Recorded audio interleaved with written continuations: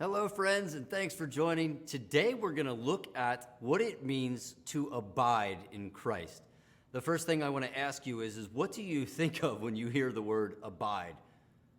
It's kind of we don't use that word very often, but when I hear it, I hear like the word abode is a home. I hear abide is to remain or to be a part of something or to stay connected to it. So Jesus says this in John chapter 15. He's talking about the vine and the branches. And he says, abide in me as I abide in you, and you will be able to bear much fruit. And then he says, abide in me, remain in me, be one with me. Do not depart from me, because if you're apart from me, you can't do anything.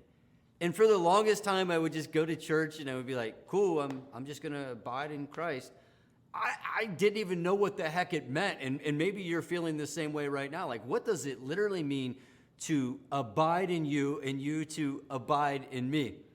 The Lord recently gave me this revelation, and I want to share it with you.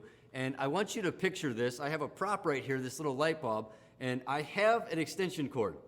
Now, right now, there is no light, right? You see that? If I insert this guy in here like so, the light comes on. And if I take it out, the light goes out. Fascinating, isn't it? And no. I recently was able to figure this out. God showed me this picture. He said, this is what it's like, son. When you abide in me, and I in you, there's light, there's fruit. You bear much fruit. When you do not abide in me, and you depart from me, the light goes out. And what Jesus is saying here, he's like, yo, check this out.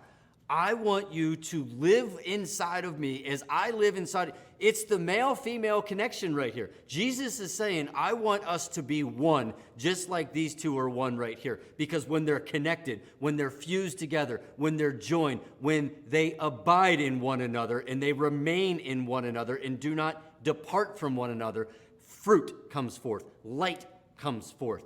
And Jesus says this, he says, apart from me, you can do nothing. But with me, with man, things are impossible, but with me, abiding in me, all things are possible. Church, wherever we are, friends, wherever you are right now, I beg you, I encourage you, think of this. To abide in Christ is not to treat him like a country club where you show up every once in a while or a vacation we take. It's our residence. It's our permanent residence. And as we live in him and he lives in us, light comes forth, just like this example. So I pray, until next time, that we would see that remaining in Christ allows all of his power to work through us.